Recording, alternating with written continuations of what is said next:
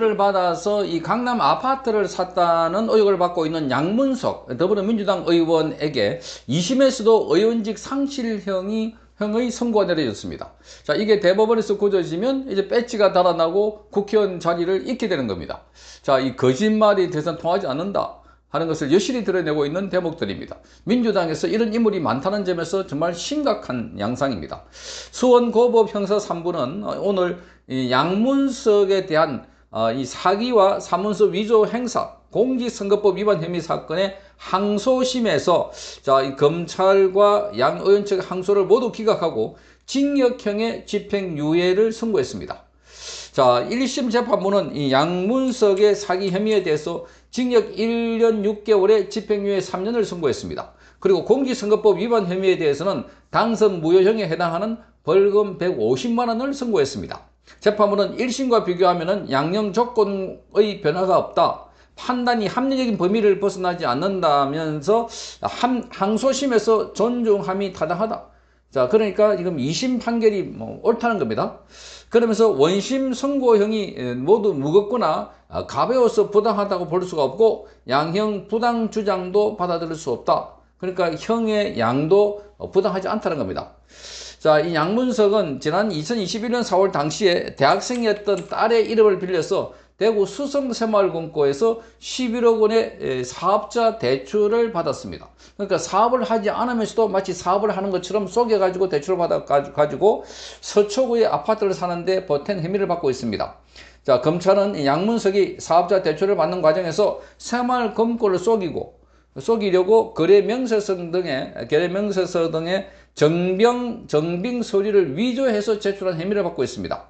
자, 사기 혐의와 사문서 위조와 행사 혐의를 적용해서 작년 9월 25일에 양문석을 기소했습니다. 자, 양문석은 총선을 앞둔 작년 3월 달에 이 같은 사기 대출 의혹이 제기되니까 새마을금고가 먼저 대출을 제안했다 이렇게 말했습니다.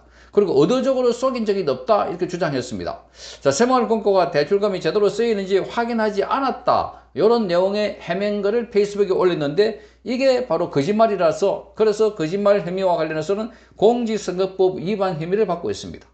그러니까 대출도 사기도 받았고 사기받은 대출 관련해서 본인이 해명을 했는데 그 해명도 거짓말이었다. 이 해명은 공직선거법 위반이고 대출을 받는 과정은 사기 혐의다 이렇게 되어 있습니다. 자, 그래서 지금 양문석은 총선 후보자 등록 과정에서 서초구 아파트의 가격을 실거래가가 당시 31억 원 정도였습니다. 그런데 공시 가격이 21억 원 정도였습니다. 그래서 공시 가격을 써놨다. 자, 실거래가와 공시 가격 중에 더 높은 가격을 신고하도록 되어 있습니다. 그런데 본인은 공시 가격을 신고했습니다. 실가격과 공시 가격 사이에 10억 원 차이가 나는 겁니다. 그래서 공직선거법 위반 혐의를 또 받고 있는 겁니다. 자, 그래서 양문석은 재판 과정에서 아내가 한 것이기 때문에 지금 대출 과정에서 나는 상세하게 알지 못한다 이렇게 주장했던 것이었습니다. 재산 축소 신고 혐의는 인정을 하지만 허위 사실 공표는 고의가 없었다 대체로 혐의를 부인하고 있습니다. 이 양문석은 여러 가지 발언하는 데서 고함을 지르고 고성을 지르고 이런 걸 보면은 자, 이자가 얼마나 국회의원의 부적격자인지를 잘 알 수 있는 대목. 정말 기가 막히는 겁니다. 그런데 자기 생활이 깨끗하지 못할수록 국회에 나와가지고 더 많이 고함을 지르고 더 많이 갑질하고 자, 그런다는 비판을 받고 있는데 양문석도 그런 인물이 아닐까 그렇게 보는 겁니다. 자, 1심 재판부는 양문석의 이 주택 대출금 상환을 위해서 새마을금고를 속이고 딸 명의로 사업자 대출을 받은 사실을 모두 인정했습니다. 그리고 페이스북 글에 대해서도 단순한 억울함 토로를 넘어가지고 객관적 사실과 맞지 않은 허위 사실이 담겨 있다고 했습니다. 그리고 양문석이 재산을 축소 신고한 혐의에 대해서는 가격 차이가 매우 커서 단순 부주의로 보기는 어렵다 이렇게 말했습니다. 다만 양문석이 증명 서류를 위조해서 제출한 혐의에 대해서는 무죄로 판단한 겁니다. 그러니까 양문석의 이 행위는 우리 국민들이 볼 때도 야, 저건 의도적으로 아니 지금 경기도에 사는 사람이 저 대구에 가서 새마을금고 가서 거기서 대출 받았다. 그래서 그 대출 받는 브로커를 이용해 가지고 이 서류도 위조하고 그렇게 해서 했는데 그걸 몰랐다. 그거는 검거에서 새마을 검거에서 오히려 그 제안을 했다. 자, 이런 것들은 다 거짓말이다 하는 것으로 지금 드러나고 있는 것 같습니다. 자, 2심 재판부 역시 이 같은 판단을 그대로 유지하면서 원심 판결을 정당하다 이렇게 판결했습니다. 재판부는 또 같은 혐의로 기소된 양문석의 아내 서모 씨에 대해서도 징역 2년에 집행유예 3년을 선고한 1심 판결을 유지했습니다. 자, 이 같은 판결이 확정이 되면 양문석은 의원직을 박탈당하게 됩니다.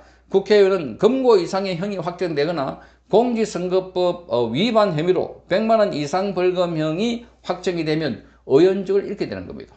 자, 그러니까 양문석도 이재명처럼 자, 이 자신에 대한 공소를 취소하라, 지하하라, 자, 이렇게 하지 않는 다음에, 그렇게 법을 만들지 않는 다음에야 지금 양문석은 배지가 달아나는 것은 시간 문제다. 원래 1심, 2심에서 모두가 당선 무효형이 나왔기 때문에 자, 상고심, 즉 대법원에서도 자, 이것에 나올 것은 불문가지다 이렇게 보입니다. 자, 선거법에서 역시 이상직 의원은 2심에서 벌금 90만 원을 선고받았습니다. 자, 이상직은 당선 무효형, 1심에서 당선 무효형을 선고받았는데 2심에서는 90만 원 선고받았다. 자, 여기 뭔가 또 야리한 수가 있었지 않을까 이렇게 보입니다.